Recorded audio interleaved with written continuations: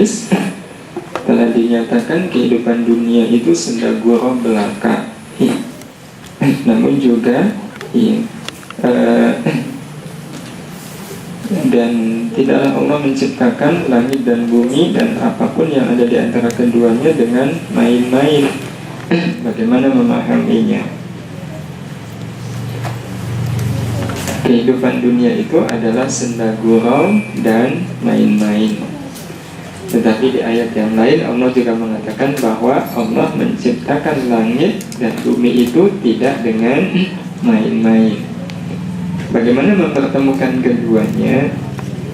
Keduanya bertemu dalam pengertian yang berbeda antara dunia yang memang merupakan permainan senda gurau. Permainan senda gurau itu berarti tidak sesungguhnya. Tidak sesungguhnya, namanya juga main-main. Karena itu dalam kehidupan dunia ini tidak ada yang sesungguhnya. Tidak ada yang sesungguhnya. Itu dalam kehidupan dunia. Yang sesungguhnya itu adalah dunia yang dilakukan untuk akhirat. Sholat itu bukan main-main. Karena itu memang sholat pada akhirnya nggak boleh main-main ya. Sholat harus serius, sholat harus sungguh-sungguh. Tetap nonton bola itu main-main. Kenapa? Karena tidak bisa digunakan untuk akhirat, bekal untuk akhirat. Itu pengertian bahwa dunia adalah senda gurau dan main-main. Nah, adapun pengertian Allah menciptakan dunia tidak dengan main-main, itu maksudnya Allah menciptakan langit, bumi dan seisinya itu dengan sebuah rencana, dengan sebuah rencana. Jadi tidak sekedar asal membuat, asal menciptakan, tetapi dengan sebuah rancangan yang sangat jelas, dengan rancangan yang sangat tepat, sangat rapi, yang membuat kita pada akhirnya tidak bisa berbuat lain terhadap ciptaan Allah Subhanahu wa Ta'ala kecuali ta'ajub, kecuali mengagumi. Kagumnya kita inilah yang membuat kita akhirnya ta'zim dan tausiah, seperti yang tadi kita sampaikan. Terakhir, bagaimana kalau ada kelompok ngaji pakai Al-Quran tapi tidak ada sholat dan puasa dan masih akan turun Nabi lagi? Ya itu bukan Islam. Itu bukan Islam. Dan kalau bukan Islam ya itu berarti selainnya. Dan kalau selainnya ya berarti itu adalah bagian dari kekufuran. Mungkin pada pertemuan yang akan datang insya Allah kita perlu bahas mana yang sebenarnya betul-betul bagian dari Islam dan mana yang sebenarnya itu merupakan kekufuran. Apa yang kemudian kita lihat dalam kehidupan sehari-hari, di mana banyak Islam yang masih suka melakukannya. Masih suka melakukannya. Seorang laki-laki pada saat melamar itu yang ditanya bukan sudah hafal Quran berapa, sholatnya jamaah tidak. Yang ditanya hari lahirmu kapan? Saya lahir di Rabu Wage, tanggal sekian, bulan sekian, tahun sekian.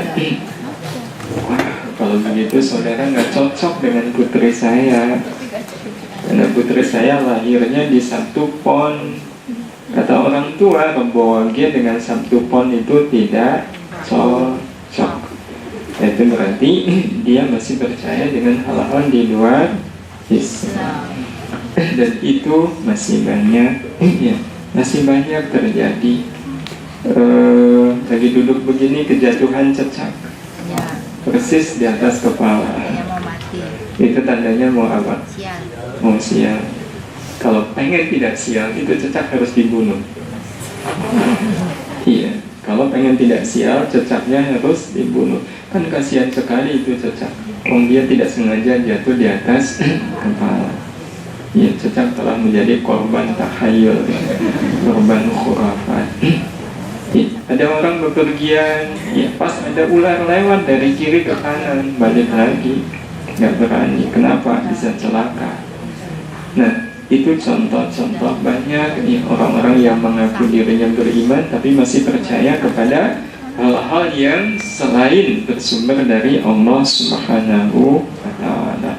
kita bahas insya Allah pada pertemuan yang akan datang. Jadi yang ini jelas bukan Islam. Karena jelas bukan Islam berarti jelas ini bagian dari kekafiran. Sehingga orang-orang yang tidak mengakui Nabi Muhammad sebagai Nabi terakhir, itu dalam pandangan para ulama sudah jelas kafirnya. Mengakui Quran tapi nggak sholat dengan mengatakan sholat itu tidak wajib bagi kami, itu sudah jelas kafirnya. Karena dia telah merubah hukum Allah Subhanahu wa ta'ala. Sholat itu tidak wajib bagi kita-kitaan, karena kita sekarang periodenya masih periode Mekah. Ayat tentang sholat belum diturunkan.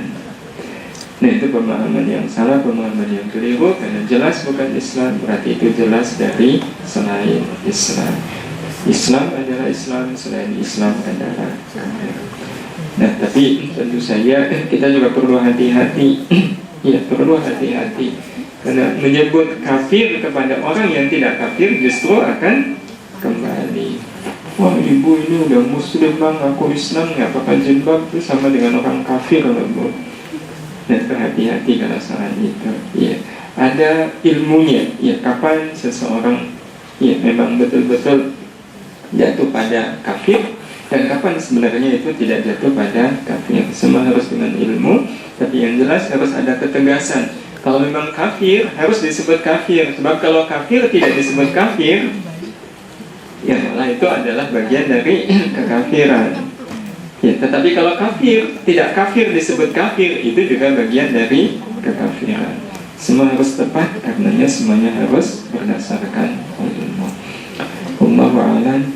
Demikian yang bisa kita sampaikan. Kita sudahi dengan sama-sama kita berdoa kepada Allah Subhanahu wa ta'ala. Bismillahirrahmanirrahim. Alhamdulillahi rabbil alamin. Allahumma salli ala sayyidina Muhammad wa ala alihi wa ashabihi ajma'in. Ya Allah, ya Rahman, ya Karim, inilah kami ya Allah, hamba-hambamu yang kau saksikan masih saja tertatih-tatih ya Allah, menuju keharibaanmu, menuju keridhamu ya Allah. Entah ya Allah,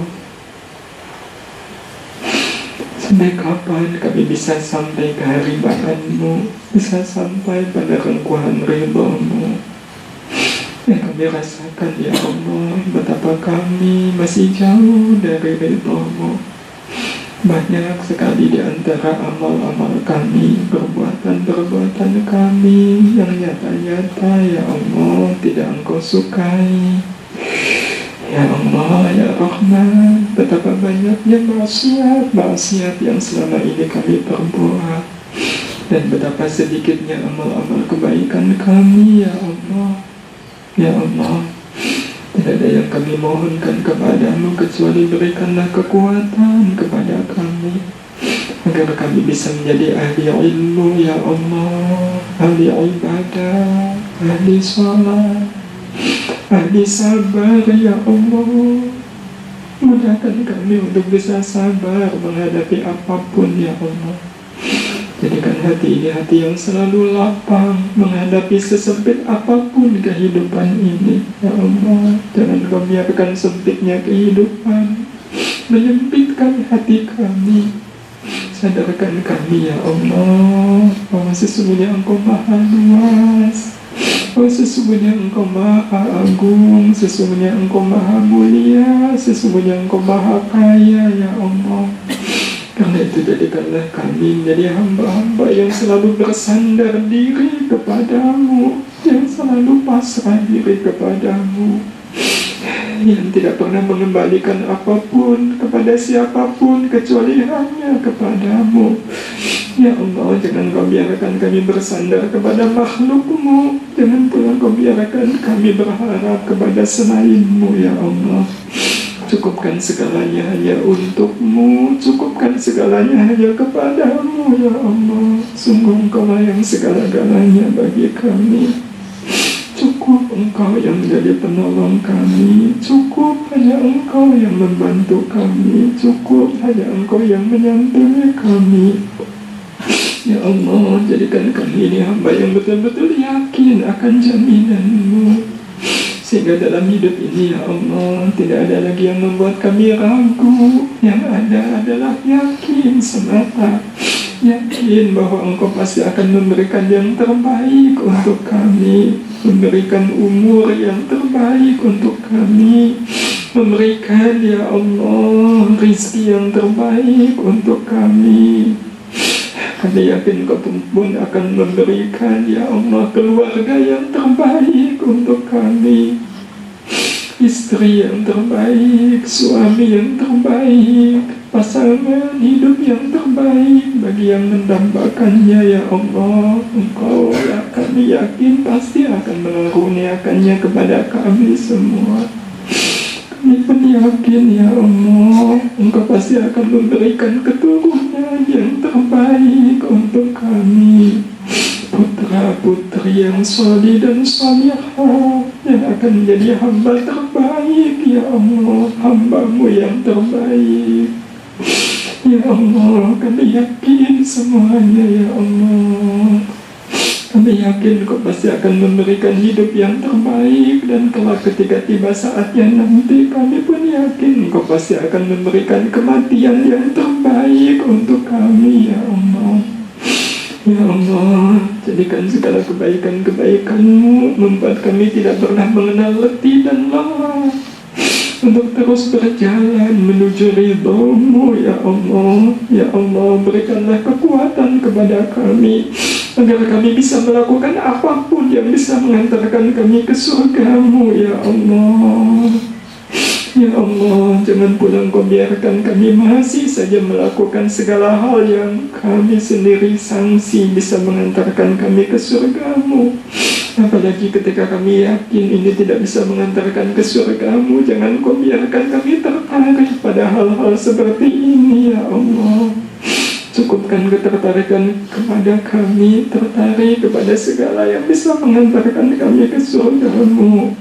Ya Allah, jadikan surga betul-betul menjadi ujung akhir perjalanan hidup kami ini. Menjadikan surga menjadi sebaik-baik tempat pertemuan kami semua di akhirat nanti ya Allah. Menjadi sebaik-baik pertemuan kami dengan ayah dan ibu kami ya Allah.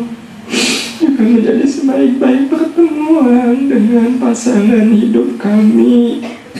Lebih-lebih ya Allah, kami mohon dengan segala kasih sayang-Mu, jadikanlah surga menjadi sebaik-baik pertemuan kami, sebaik-baik tempat pertemuan kami dengan anak-anak kami ya Allah. Ya Allah, jangan Kau pisahkan satupun anak-anak kami di surga nanti. Jadikan kami semua menjadi ahli surga-Mu ya Allah. Dengan Kau mudahkan kami menjadi ahli kebaikan, ahli ibadah, ahli Quran ya Allah, ahli berbakti kepada kedua orang tua. Birahmatika ya Azizu ya Ghaffar wa ya Rabbal Alamin. Ya Allah, lapangkan saudara-saudara kami yang saat ini sedang dalam keadaan sempit ya Allah. Mudahkan yang sedang dililit kesulitan, sembuhkan yang saat ini sedang dalam keadaan sakit ya Syafi, khususnya ibunda dari salah satu jamaah kami, Ibu Sujilah ya Allah. Sembuhkan beliau ya Allah. Sembuhkan pula siapapun yang saat ini sedang dalam keadaan sakit. Pulihkan sebagaimana sedia kala. Isfiha ya Allah, isfiha ya Syafi, Anta Syafi, Anta Syafi, la shifa'a illa shifa'uka, shifa'an la yughadiru saqama. Rabbana taqabbal minna innaka antas sami'ul alim wa tub 'alaina innaka antat tawwabur rahim. Rabbana atina fid dunya hasanah wa fil akhirati hasanah wa qina 'adzabannar wa qina 'adzabannar wa qina 'adzabannar. Wa sallallahu ala sayyidina Muhammad wa ala alihi wa sahbihi ajma'in walhamdulillahi rabbil alamin. Mudah-mudahan Allah mengabulkan doa-doa kita semuanya. Mohon maaf bila mana hal-hal yang tidak berkenan, dan terima kasih atas segala kebaikan Bapak dan Ibu juga teman-teman. Kepada Allah saya mohonkan, kami mohonkan balasan terbaik bagi segala kebaikan Bapak Ibu dan teman-teman semua. Demikian sudah dimohon maaf, kita akhiri dengan sama-sama baca doa kafaratul majelis. Subhanakallahumma wa bihamdika asyhadu an la ilaha illa anta astaghfiruka wa atubu ilaik. Assalamualaikum warahmatullahi